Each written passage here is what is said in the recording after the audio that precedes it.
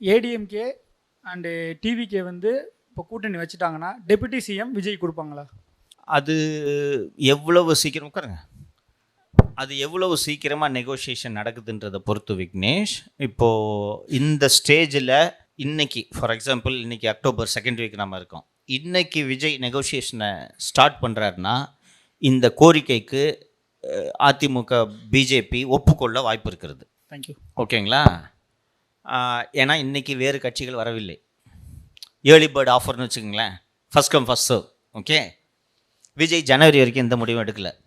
PMK உள்ளே வந்துடும், தேமுதிக உள்ளே வந்துடும், அவங்கவுங்களுக்கு இவ்வளோ சீட்டுன்னு கொடுத்துருவாங்க. இதெல்லாம் கொடுத்து முடித்த பிறகு லாஸ்ட் மினிட்ல வேறு வழி இல்லைன்னு விஜய் வர்றாருன்னு வச்சுக்கோங்க. அப்போ நீங்களே எடப்பாடி பழனிசாமி இருந்தால் என்ன நினைப்பீங்கன்னா, நான் எதுக்கு உனக்கு கொடுக்கணும்? கூட்டணிக்குள்ளே கலவரம் வர மாதிரி தான் இருக்கும். வரும்ல.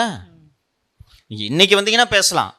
இன்றைக்கி வந்து விஜய் எனக்கு டெப்டி சிஎம் கொடு, 70 சீட்டு கொடுன்னு கேட்டால் சாலிடு கூட்டணியாக இது இருக்குது அப்படின்றத ஃபீல் பண்ணி சரி கொடுத்துருவோம் அப்படின்னு பேச வாய்ப்பு இருக்குது. டைம் ஆக ஆக அந்த ஆப்ஷன் குறைஞ்சிக்கிட்டே போகும்.